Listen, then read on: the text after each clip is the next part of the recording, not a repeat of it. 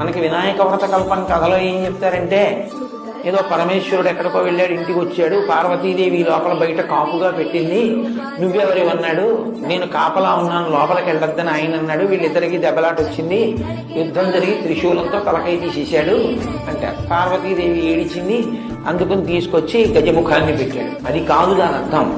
గజాసురుడు అని ఒక రాక్షసుడు ఉండేవాడు. గజాసురుడు అన్న రాక్షసుడు లోకాలన్నిటినీ బాధ పెడుతున్నాడు. నువ్వు ఎలా చనిపోతావురా అంటే, నా ముఖం ఉన్నవాడు చదివితే నేను చచ్చిపోతాను. కాబట్టి ఇప్పుడు ఏనుగు ముఖంతో పిల్లవాడు రావాలి. కాబట్టి పరమశివుడు ఏమనుకున్నాడంటే, అమ్మవారి ఒంటి మీద ఉన్న పసుపుతో తయారు చేయబడిన వాడు కాబట్టి సాక్షాత్ శక్తి సంపన్నుడు. ఇటువంటి పిల్లవాడికి ఏనుగు ముఖం ఉంచితే గజాసుర సంహారం జరుగుతుంది. అందుకని ఆయన ఆ తలకాయని తొలగించి ఉత్తరాభిముఖంగా అమంగళకరంగా తల పెట్టుకుని నిద్రపోతున్న ఏనుగు ఎక్కడైనా ఉంటే దాని తల తెంచి తీసుకురామన్నాడు.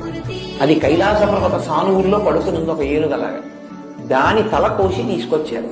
అప్పుడు ఆ తల ఈ పిల్లవాడికి పెట్టి ప్రాణప్రతిష్ఠ చేశారు.